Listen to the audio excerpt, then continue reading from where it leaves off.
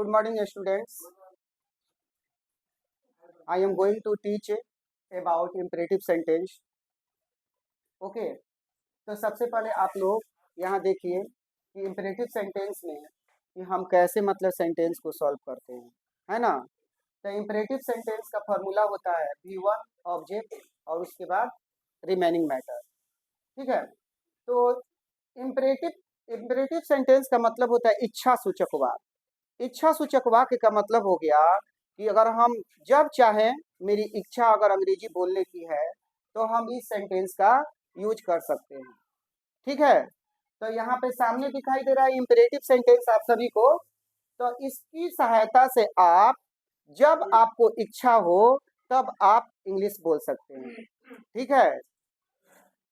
अब समझ में आ गया। ये इंपेरेटिव सेंटेंस जो है किसी भी वाक्य में 5 चीज को दिखाता है। कैसे? तो देखिए, पहले दिखाता है क्या?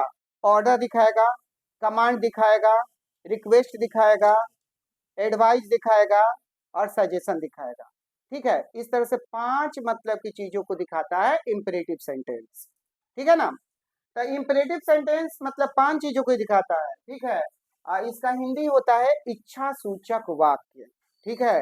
मेरी जब इच्छा होगी अंग्रेजी बोलने की तब हम इस सेंटेंस का यूज कर लेंगे। ई बात अपने आप ई बात को अपने दिमाग में सेट करनी चाहिए। ठीक है। अब देखिए कैसे इंपेरेटिव सेंटेंस हो गया। इसका फॉर्मूला देख रहे हैं तो देखिए कितना इजी है। दुनिया का सबसे छोटा फॉर्मूला इंपेरेटिव का होता है। सबसे छोटा फॉर्मूला इंपेरेटिव का होता है। देखिए जैसे कैसे, तब V1 ऑब्जेक्ट और रिमेनिंग मैटर। हम सब जानते हैं कि V1 यहाँ रहता है, लास्ट में रहता है। तो लास्ट में रहता है तो याद रखिएगा, हम कई अपने वीडियो में इसका जिक्र किए हैं कि V1 हमेशा यानी कि वर्ब जो है हमेशा सेंटेंस के लास्ट में आता है। अब वर्ब की पहचान कैसे करेंगे? तब मेन वर्ब की पहचान जो है जिस मतलब की शब्द के लास्ट में ना आता है उसको मेन वर्ब कहते हैं। आ गया बात समझ में? तो लास्ट में अगर ना दिखेगा तो हम उसको मेन वर्ब कह देंगे। ठीक है। तो यहाँ पर मेन वर्ब यहाँ पर लिखना है, यानी कि मेन वर्ब यानी कि वर्ब का पहला रूप। अब देखिए यहाँ पे मतलब एक एक करके हम आप लोग को समझा रहे हैं।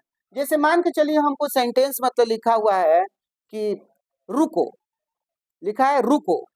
तो रुको लिखा है तो रुकना, रुको का मतलब क्या हो? रुकना। रुको का मतलब रुकना। रुकना में ना आ रहा है तो क्या हो गया? ये मतलब कि मेन वर्ब हो गया। ठीक है। तो मेन वर्ब हो गया तो यहाँ पे मेन वर्ब से कौन सेंटेंस शुरू होता है? Imperative sentence. तो इसीलिए मतलब यहाँ पर क्या हो जाएगा, ये सेंटेंस इंपेरेटिव हो जाएगा, यानी V1 से बनेगा। तो यहाँ पर रुकना का हमारा मतलब कि क्या होता है? स्टॉप। तो रुकना का यहाँ पे इंग्लिश लिखे हैं स्टॉप। स्टॉप माने क्या हो गया? रुको। फिर देखो यहाँ पर दूसरा सेंटेंस देखो लोग, बोलो। तो बोलो भी क्या है? ये भी वर्ब है। तो वर्ब से शुरू होने वाले वाक्य को हम इंपेरेटिव सेंटेंस कहते हैं। तो मतलब बोलो का भी क्या हो जाएगा? बोलो का हो जाएगा स्पीक। बोलना का स्पीक होता है। तो बोलो का स्पीक। स्पीक माने क्या हो गया? बोलो। फुल स्टॉप दे दिए तो मतलब क्या हो गया? सेंटेंस हो गया। देखिएगा यहाँ फुल स्टॉप दे दिए तो ये सेंटेंस हो गया। स्पीक मतलब बोलो, लिसन मतलब सुनो, वेट हेयर यहाँ इंतजार करो, यहाँ इंतजार करो। ठीक है। और फिर देखिए कॉम हेयर। तो कॉम हेयर का मतलब होता है यहाँ आइए, यहाँ आओ। ठीक है। फिर देखो इधर लुक हेयर, इधर देखो, इधर देखो। ठीक है। फिर देखिए यहाँ पे टेक इट। टेक इट का मतलब होता है यह लो, यह लो। Come near. कॉम नियर का मतलब हो गया पास आओ, पास आओ। ठीक है। और फिर देखिएगा वेट आउटसाइड। इसका हिंदी हो जाएगा बाहर इंतजार करो। ठीक है। बाहर इंतजार करो। फिर देखिएगा गो अप। तो अप मतलब ऊपर और गो मतलब जाना।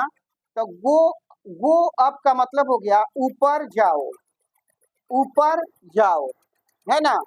और फिर देखिए गो डाउन।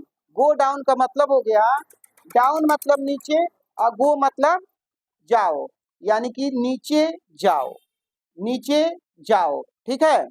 फिर देखिएगा गेट अप। गेट ऑफ का मतलब होता है उतर जाओ।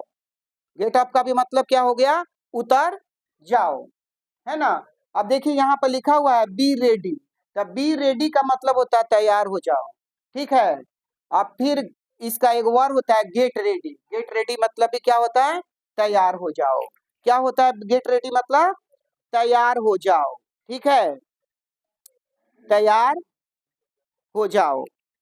गेट रेडी मतलब तैयार हो जाओ। अब देखिए यहाँ पर कीप क्वाइट। कीप क्वाइट का मतलब होता है चुप रहो। कीप क्वाइट मतलब चुप रहो। बी केयरफुल का मतलब होता है सावधान रहो।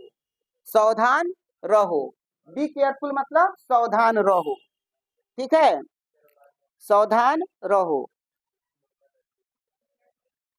बी केयरफुल का मतलब होता है सावधान रहो। गो स्लोली का मतलब होता है धीरे चलो। गो स्लोली का मतलब धीरे चलो, या वॉक स्लोली भी इसको हम कह सकते हैं। ये वॉक स्लोली कहिए या गो स्लोली कहिए, दोनों का अर्थ होता है धीरे चलो, ठीक है। गो स्लोली, वॉक स्लोली, धीरे चलो। तुरंत जाओ। तुरंत जाओ का देखो, सबसे पहले तो हम मतलब यहाँ पर देख रहे हैं कि भरवे लिखना है, इसलिए मतलब जाना का क्या हो गया? गो, और उसके बाद से ऑब्जेक्ट में क्या दिया हुआ है? तुरंत, एट वंस। तो गो एट वंस मतलब तुरंत जाओ। Wait hair. वेट हेयर का मतलब देखिए, हेयर माने होता है यहाँ, और वेट माने होता है तैयार, इंतजार करना। तो यहाँ इंतजार करो, ठीक है। गो स्ट्रेट का मतलब हो गया सीधे जाओ।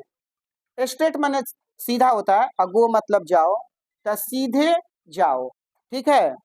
फिर देखिए गो अवे या गेट आउट, ये दोनों का क्या होता है अर्थ? दोनों का अर्थ होता है निकल जाओ या चले जाओ।